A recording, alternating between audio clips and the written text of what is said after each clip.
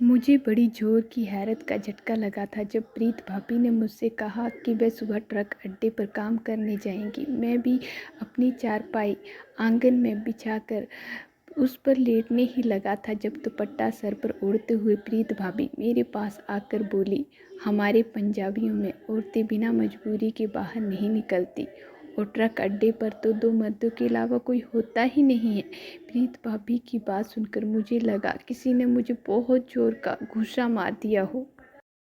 मैंने एक गुस्सैली निगाह उन पर डाली और जरा सख्त अंदाज से कहा, आपका दिमाग तो ठीक है? ट्रक अड्डे पर सिर्फ मर्द होते हैं, औरतों का वहाँ कोई काम नहीं है। मेरी बात पर वह कहने लगी कि तुम फिक्र मत करो, किसी को भनक भी नहीं पड़ेगी कि तुम्हारे साथ काम करने वाली कोई औरत है या फिर मर्द। मुझे अपने बच्चों का पेट पालने के लिए कुछ ना कुछ तो करना है। अभी इतने बड़े नहीं हुए कि घर का सारा खर्चा उठा सको। प्रीत भाभी का लहजा अजीब ही था। मैं बेबसी में नज़रें झुका गया। उनकी बात सच्ची थी।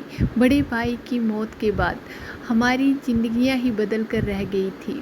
उनके होते हुए मुझे किसी बात की फिक्र ना थी, मगर चंद दिन पहले ट्रैफिक हादसे में उनकी मौत हो गई। वह किराए पर ट्रक चलाया करते थे। भाई के 3 बच्चे थे। उनकी मौत ने हम सब पर गहरा असर डाला था। अब अपनी माँ और 2 बहनों समेत भाभी और बच्चों की जिम्मेदारी भी मुझ पर आ चुकी थी। मैंने अपनी पढ़ाई छोड़ दी और कोई काम ढूंढने लगा। आखिर उसी ट्रक अड्डे पर मुझे ट्रक लोड करने का काम मिल गया, जहां मेरा भाई काम करता था। उस दिन मेरी खुशी का ठिकाना ना रहा था। मैंने दिल लगाकर वहां काम करना शुरू कर दिया। वहां मौजूद सभी मजदूरों की उम्रें मुझसे बहुत ज़्यादा थी। सभी पक्की उम्र के मर्द थे, मगर मेरे भाई की वजह से सब मेरी मदद कर दिया करते थे। क्यों? क्योंकि वहाँ सिर्फ मर्द ही हुआ करते थे। जब आपस में मिल बैठते थे तो उनकी गंदी हरकतें आसमान छूती थी। इसके अलावा वे कई बुरी आदतों के शिकार थे। सिगरेट, नशा, यहाँ तक कि शराब के घूंट भी भर लिया करते थे। जिस दिन ज़्यादा माल ट्रकों में लोड करना होता था, लेकिन मुझे यह सब पसंद ना था। एक तो मैं 17-18 साल का था और बाकी मर्द 30 साल से भी ज़्यादा उम्र के थे। उस दिन हमें 3 ट्रक को लोड करना था। मैं बाकी मजदूरों के साथ काम में बिजी था। कैसे सुबह से रात हो गई मुझे पता ही ना चला। मैंने ट्रक में आखिरी बोरी रखी और हाँफता हुआ वहीं पीछे गिरने के अंदाज में बैठ गया। मेरा पूरा शरीर दर्द कर रहा था। हाथ पर छाले उभर आए थे, मगर यही तो मेहनत थी जिसका फल मुझे मिलेगा, तो मेरे दर्द का सुकून में बदल जाना स्वाभाविक था। यही सोचता हुआ मैं अंदर गोदाम में चला गया, जहाँ बाकी के मजदूर बैठे थे। मैं जैसे ही वहाँ दाखिल हुआ तो सिगरेट के धुएं का गोला मेरे मुंह पर उड़ता हुआ आया। मैं खांसने लगा। वहाँ बैठे 3-4 मजदूर सिगरेट फूंक रहे थे। उनमें से एक ने तो अपने पैरों के करीब एक कांच की बोतल भी छुपा रखी थी, जिसे देखकर कोई बोल भी नहीं सकता था कि वह शराब है। वहाँ पर रहना मेरा दिल और बेचैन कर रहा था, इसलिए मैं वहाँ से निकलकर गोदाम के बाहर ही बैठ गया। रह रहकर घर की याद आ रही थी। सारा दिन ट्रक अड्डे पर काम करने के बाद जब मुनीम जी ने पैसे दिए तो मेरा चेहरा उतर गया। एकदम मेरा ध्यान घर पर बैठी बूढ़ी माँ, 2 जवान बहनें और विधवा भाभी पर गया। वह पैसे तो इतने भी ना थे कि मेरे सारे घर वाले पेट भरकर खाना खा सकें। शायद मेरा भाई मुझसे कहीं ज़्यादा मेहनत करता था, तभी तो जब घर आता तो थकावट से चूर होता और 100 का नोट भाभी को देता, बाकी सारे पैसे माँ के हाथ में रख देता। अक्सर भाई के हाथों और पैरों में छाले पड़े होते थे। जब वह रात को बिस्तर पर लेटता था तो भाभी उसके पैरों पर दवा लगा रही होती थी। जब भी भाई के घर आने का वक्त होता, मेरी भाभी तैयार श्यार होकर भाई का मुस्कुराकर स्वागत करती। अब तो एक सफ़ेद साड़ी ही उसका मुकद्दर बनकर रह गई थी। मैंने एक ठंडी सांस बाहर करते हुए मुनीम जी से वह पैसे लिए मेरे हाथों में छाले बन गए थे और बदले में सिर्फ इतने से पैसे। खैर मैं जल्दी जल्दी वहाँ से निकला और सब्जी खरीदने लगा। थोड़ा सा आटा लिया और घर की तरफ चल दिया। कल रात हमारे घर में आटा ख़त्म हो चुका था। मैं जानता था कि आज सुबह से सब भूखे हैं। जैसे ही शाम का वक्त हुआ मैं सारा सामान लेकर घर की तरफ चला आया। यूं ही घर में दाखिल हुआ तो सामने बूढ़ी माँ की बीमारी की हालत में देखा तो सुन सा रह गया। सुबह यह कहकर निकला था कि माँ की टीवी की दवा लेकर आऊँगा, मगर जितने पैसे मुझे मुनीब जी ने दिए थे उसमें तो सिर्फ आटा और सब्जी ही आनी थी। मेरे अलावा इस घर में कोई भी कमाने के लिए मर्द मौजूद ना था, मगर मुझे यहाँ से इतने पैसे ना मिल पाते कि मैं अपने और अपने घर वालों का पेट पाल सकता। भाभी और बहनों ने मुझे देखा तो उनके चेहरे पर मुस्कुराहट फैल गई। मैं सुबह से भूखी थी। उन्होंने जल्दी से खाना बनाया और फिर हम सब ने मिलकर खाना खाया। और माँ की दवा के लिए पैसे नहीं बचे थे, यह बात शायद भाभी जान चुकी थी, इसलिए उन्होंने घरेलू टोटके करते हुए उनको काढ़ा बनाकर दिया, जिसे पीकर वह कुछ बेहतर हुई। जितने मुश्किल हालात हमारे हो चुके थे उसमें मेरे एक अकेले का काम करने से कुछ नहीं होने वाला था। इससे तो घर का खर्च तक नहीं चल सकता था। कई महीने से बिजली का बिल न चुकाने की वजह से अब तो हमारी बिजली भी कट चुकी थी। कुछ दिन तो यूं ही चलता रहा, मगर दो वक्त की रोटी भी अब मुश्किल होती चली जा रही थी। माँ की दवाओं का अलग खर्चा था। पूरे घर में भाभी ही माँ के बाद समझदार और सलीकेदार औरत थी। वह बहुत खूबसूरत थी, मगर भाई के जाने के बाद अपना बिल्कुल भी ख्याल नहीं रख पा रही थी। एक दिन जब मैं काम से थका हारा घर वापस आया तो भाभी जैसे मेरे ही इंतज़ार में बैठी थी। रात को जब मैं सोने लगा तो जो बात उन्होंने कही, मेरा दिमाग कुछ पल के लिए सुन्न हो चुका था। उन्होंने मुझसे ऐसी बात कही जिससे सुनकर मैं कुछ लम्हों के लिए शब्द ही भूल गया। मैं तो पलकें झपकना तक भूल गया था। भाभी भी शायद संसोपंज का शिकार थी। वह कहने लगे कि दिलीप, क्यों ना मैं भी तुम्हारे साथ अड्डे पर काम करने चलूं, इससे तुम्हारा बोझ भी कम हो जाएगा। भाभी के शब्द सुनकर मैं दंग रह चुका था। इतनी भारी भरकम बोरियां भाभी कैसे उठा सकती थी? इनका काम करने का तो सवाल ही पैदा नहीं हो सकता था। इतने सारे मर्दों के सामने भला वो कैसे ट्रक से बोरियां उतारती?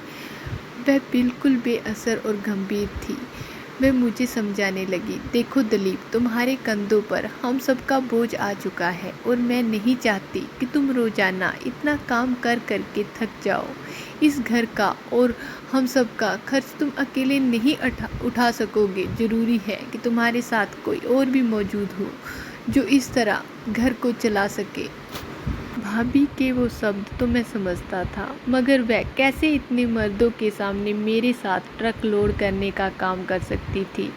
मैंने भाभी से यह सवाल किया तो भाभी बोली कि तुम फिक्र मत करो, किसी को भनक तक नहीं पड़ेगी। उनके साथ काम करने वाली मर्द है या फिर औरत। भाभी कहने लगी कि बस तुम सुबह तैयार रहना। भाभी मुझे कई सवालों में गिरा हुआ छोड़कर कमरे से बाहर जा चुकी थी। मुझे हैरत हुई थी, आखिर भाभी कहना क्या चाहती थी? भला वह कैसे मेरे साथ काम कर सकती थी? वहाँ मौजूद मर्द तो बिल्कुल भी अच्छी आदत के मालिक नहीं थे। वो मेरी भाभी को इतना खूबसूरत पाकर और जवान पाकर भला मैं उन्हें वहाँ कैसे लेकर जा सकता था? मैंने इस बात का जिक्र भाभी से भी किया, मगर वह बोली कि ऐसा कुछ नहीं होगा, कोई मुझे पहचान भी नहीं पाएगा। मुझे तो उनकी बातें सर से ऊपर से गुजरती हुई महसूस हो रही थी। बहरहाल जैसे ही वह रात गुजरी और सुबह काम पर जाने के लिए तैयार हो गया, जैसे ही मैं तैयार होकर अपने कमरे से बाहर निकला तो मुझे आंगन में एक आदमी खड़ा दिखाई दिया। मेरी आंखें हैरत से फैल गई। मुझे बहुत गुस्सा भी आया कि ऐसे कैसे अनजान आदमी हमारे घर के ऐन बीचों बीच खड़ा है। उसने काले रंग का कुर्ता और पैजामा पहन रखा था और सर पर एक पगड़ी सी पहन रखी थी।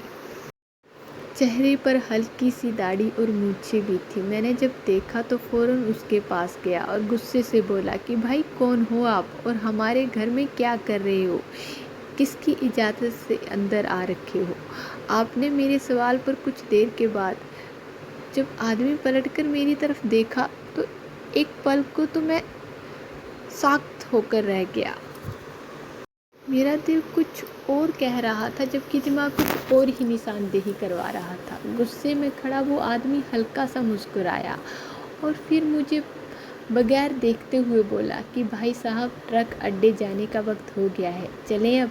मैंने उसे गैर से देखा, सर से लेकर पैरों तक देखा तो मेरे रोंगटे से खड़े हो गए। मैं एक झटका खाकर उछलकर उसे कुछ कदम दूर हटा। वह तो मेरी भाभी थी जो भाई के कपड़े पहनकर बिल्कुल लड़का बनकर खड़ी थी। एक पल के लिए तो मैं भी उन्हें पहचान न सका था। भाभी को इस हाल में देखकर वहाँ मौजूद सारे मर्दों में से कोई भी उन्हें पहचान न सका कि हकीकत में उनके साथ काम करने वाला कोई मर्द है कि औरत। मैंने भाभी को अपने साथ लिया और हम दोनों ट्रक अड्डे जाने के लिए निकल पड़े। हमने भाभी का फर्जी नाम कुलदीप रख दिया और इसी नाम से मैं मुनीम जी के सामने उनका परिचय करवाने वाला था कि वह मेरा दोस्त है। भाभी की खुशी की कोई इंतहा नहीं थी। मैं बिल्कुल मर्दाना आवाज़ में मुनीम जी से बात कर रही थी। मैं खुश था कि चलो इस बहाने घर का खर्चा अच्छा चल जाएगा। थोड़ी देर बाद 2 ट्रक लोड करने वाला है। हम सब मजदूर मिलकर वहाँ काम करने लगे। मेरी नज़रें बार बार भाभी की तरफ उठ रही थी। उनकी हिम्मत बहुत थी मगर उनके बाजुओं में और औरत का ही दम था और उनके लिए यह भारी भरकम बोरियां उठाना बिल्कुल भी आसान काम नहीं था। उनकी हिम्मत की तो दाद बनती थी। वह अपनी पूरी ताकत लगाते हुए उन बोरियों को उठाकर ट्रक में रखा करती थी। मैं भाभी के पास आया और उन्हें ट्रक के ऊपर खड़े होने को कहा और सारी बोरियां खुद उठाकर ट्रक पर रखने लगा। वह उसे घसीटकर इस तरीके से ट्रक पर रख रही थी। इस तरह से हम देवर भाभी मिलकर काम किया करते थे। जहां मैं रोज़ 2 ट्रक का काम करता था मगर आज भाभी के साथ 5 ट्रक लोड करने लगा। मगर बात यहीं तक नहीं थी। उसके बाद जो कुछ मेरी भाभी के साथ हुआ वह दिल दहला देने वाला था। बहरहाल भाभी रोज़ मेरे साथ जाने लगी। भाभी काम में लगी हुई होती। कई मर्दों ने उनसे बात करना चाहा मगर वह किसी की बात का जवाब नहीं दे रही थी। बस अपने काम से काम रखती क्योंकि काम करने के दौरान वह जानती थी कि वह अपनी आवाज़ को लगातार मर्दाना नहीं रख सकती थी। मैं मौजूद एक मर्द जो कि रोज़ाना ट्रक लोड करने के बाद गोदाम में बैठकर सिगरेट और शराब पिया करता था, वह जिस कदर चूर भाभी को देख रहा था मुझे शक होने लगा कि कहीं वह जान तो नहीं गया कि भाभी एक लड़का नहीं बल्कि लड़की है। वह बार बार भाभी के करीब जाने की कोशिश करता, कभी उनके हाथ से बोरी थाम लेता तो कभी उनके चेहरे पर आया पसीना साफ करने लगता मगर भाभी हर बार खुद को उससे बचाते हुए दूर जाती और मेरी तरफ बेबसी से देखने लगती। मैं फ़ौरन भाभी के पास आ जाता। वह मजदूर मुझे देखकर कहता, तेरा यार तो बड़ा खूबसूरत है। मैंने इतना खूबसूरत मर्द पहली बार देखा। फिर भाभी के सामने खड़ा होकर बोला, तू मर्द है तो फिर मुझसे इतना क्यों घबराता है? जवान बन, हमारे साथ काम कर। इतना कहकर वह भाभी पर भरपूर नज़र डालते हुए वहाँ से चला गया। वह मुनीम जी का चहेता मजदूर था। उसका काम वहाँ पर मौजूद मजदूरों की पर नज़र रखना था। वह खुद बहुत कम काम करता था और सबसे ज़्यादा काम करवाया करता था। सारा दिन काम करने के बाद जब घर जाने का वक्त आया तो मैं और भाभी गोदाम के बाहर ही एक तरफ बैठ के हम बहुत थक चुके थे क्योंकि गोदाम में जाकर बैठना बिल्कुल भी खतरे से खाली न था। तभी वह मजदूर बाहर आया और भाभी को हाथ पकड़ के ले गया। चलो कुलदीप, अंदर चलो, बैठकर कोई गपशप लगाते हैं। तुम तो बहुत ही कम बोलते हो। भाभी का चेहरा उस वक्त बिल्कुल जर्द पड़ गया। वह सटपटा कर मेरी तरफ देखने लगी। उस वक्त मैं काम कर रहा था। इससे पहले कि मैं कुछ बोलता, इससे पहले वह भाभी को गोदाम में ले गया, मेरे जिसमें अभी चंद बोरों को ट्रक में रखना बाकी था। और मैं काम छोड़कर नहीं जा सकता था। मैं भाभी को गोदाम में ले गया। वहाँ पर कोई मजदूर मौजूद नहीं था। भाभी को सर से पैरों की तरफ देख रहा था, जैसे कि हमारा राज खुल चुका हो। वह जान चुका हो कि वह कोई लड़का नहीं बल्कि एक औरत है। उस आदमी ने भाभी को कंधों से पकड़ा और अपने साथ बेंच पर बिठाते हुए एक सिगरेट उनकी तरफ बढ़ाया, मगर भाभी ने फौरन उसका हाथ हटाकर अपना अंदाज बदलते हुए मना कर दिया और जल्दी से उठकर वहाँ से बाहर आ गई। उस वक्त मैं बहुत ज़्यादा होश से बेहाल थी। यही मौका अच्छा था। मैंने भाभी को लिया और कहा कि जल्दी से मुनीब जी से पैसे लेकर हम वापस घर चलते हैं। मगर जब पैसे लेने की बार आई, तभी दूसरे शहर से माल से लदा हुआ ट्रक वहाँ पर आकर खड़ा हो गया, जिसका सामान हमें अब भी उतारना था। मुनीम जी ने हमें पैसे देने से इनकार कर दिया और बोला कि पहले यह ट्रक खाली करो, उसके बाद ही तुम लोगों को पैसे मिलेंगे। मरते क्या करते, उनकी बात माननी पड़ी। भाभी बुरी तरह से हाँफ रही थी। उनका सांस उखड़ चुका था, उनके हाथों पर छाले पड़ चुके थे, मगर उसके बावजूद वह खामोशी से काम करती रह रही थी। उस दिन वह काम करते हुए हमें काफ़ी देर हो गई थी। रात के 12 बज चुके थे। मैं खुद थकन से चूर था। तभी भाभी ने मुझे कहा कि दिलीप, तुम घर जाओ और जाकर माँ और बहनों को कुछ खाने का सामान दे आओ। तब तक मैं काम करती हूँ। मैंने भाभी की बात मान ली और अपने हिस्से का काम भी उन्हें देते हुए फ़ौरन बाजार गया, ताकि कुछ खाने पीने का सामान जाकर घर में आ सकूँ वापस टाइम से।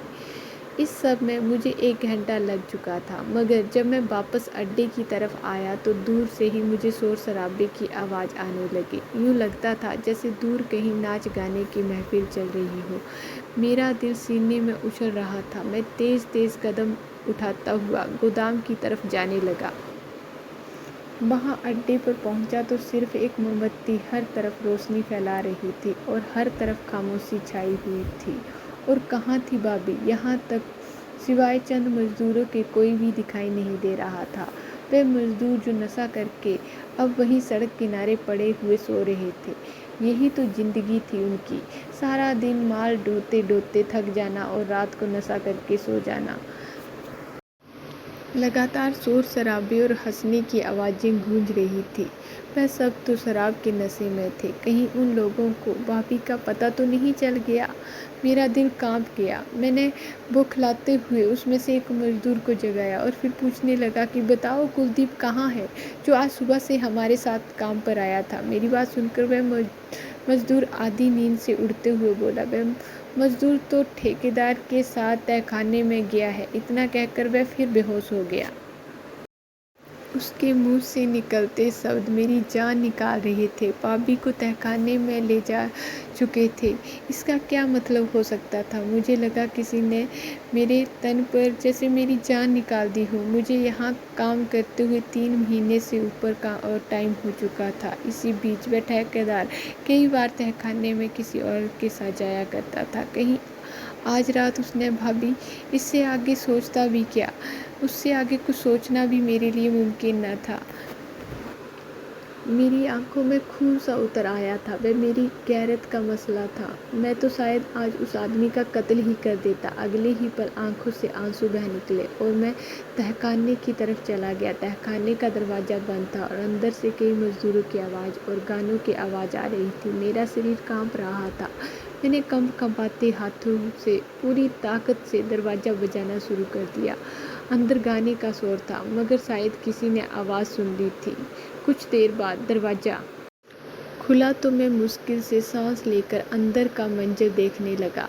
सामने वही ठेकेदार खड़ा था, जिसके हाथ में अभी भी कांच की बोतल मौजूद थी। मैंने आगे बढ़कर उसे हटाया और अंदर दाखिल हो गया। वहाँ उस वक्त 6 लोग और मौजूद थे, जो हाथों में जाम लिए बैठे थे। उनके चेहरे से ऐसा महसूस हो रहा था कि जैसे मुझे देखकर उनका मज़ा किरकिरा हो गया है। वहाँ कुलदीप मौजूद नहीं था।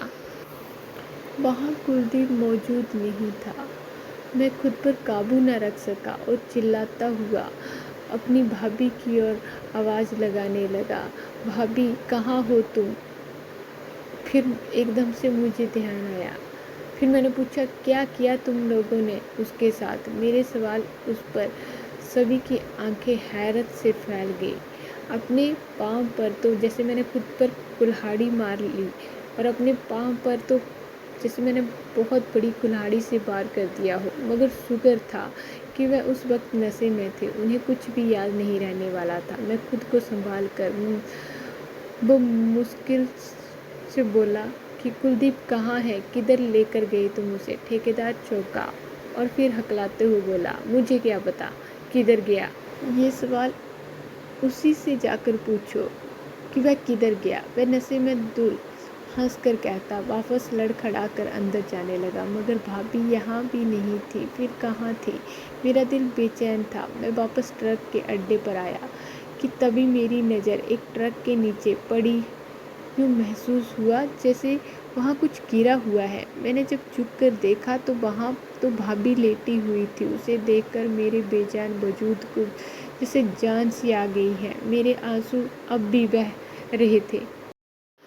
वहीं दह गया। मैंने बमुश्किल भाभी की आवाज़ सुनी और फौरन वो उठ कर बैठ गई। मुझे देखकर ट्रक के नीचे से निकल आई। मुझे यूँ रोता देखकर हैरान थी। कहने लगी, क्या हुआ तुम्हें? मैंने कहा, घर वापस चले। मैंने उनकी एक भी ना सुनी और उसका हाथ पकड़कर उन्हें घर ले आया। मैंने कहा कि आप आज के बाद कभी भी काम पर नहीं जाएंगी। वहाँ के मर्द अच्छे नहीं हैं, आपकी इज्जत को खतरा है। मैं दिन रात मेहनत कर लूँगा, लेकिन औरत से काम नहीं करवाऊँगा। वह चुप हो गई। उन्होंने मुझसे और कोई सवाल नहीं किया। फिर मैंने अपनी और उनकी तरफ देखा। ना ही यह देखा कि थकन क्या होती है। खुद को पत्थर जैसा बना लिया, क्योंकि मेरी रगों में आखिर भाई का ही खून था और पंजाबी का खून था। मैं गैरत की खातिर जान देने वाले लोगों में से था। मेरी भाभी 21 साल की थी जब वह ब्याह कर हमारे घर आई थी। एक के बाद एक 3 बेटों को जन्म दिया। उम्र में वह मुझसे 5 साल ही बड़ी थी, अब भी जवान और खूबसूरत थी। मैंने दिन रात किया और कठिन मेहनत की। 3 सालों में मैंने दोनों बहनों को ब्याह दिया। उसके बाद माँ ने मुझसे कहा कि मैं भी शादी कर लूँ। शादी के नाम पर मेरी नज़र सामने सफ़ेद कपड़े में भाभी पर पड़ी, जिसे उस समय सहारे की ज़रूरत थी। मैं क्यों किसी और से शादी करता? उस औरत को ही क्यों ना अपना लेता जिसने हर मुश्किल घड़ी में हमारा साथ दिया था। मैंने माँ से कहा, मैं सादगी से शादी करना चाहता हूँ। माँ कहने लगी, हमें कोई एतराज़ नहीं, कहो जो तुम्हारे लिए लड़की वालों से बात करूँ। मैंने कहा, नहीं माँ, किसी लड़की वालों से बात करने की ज़रूरत नहीं है। प्रीत है, मैं उसी से शादी कर लूँगा।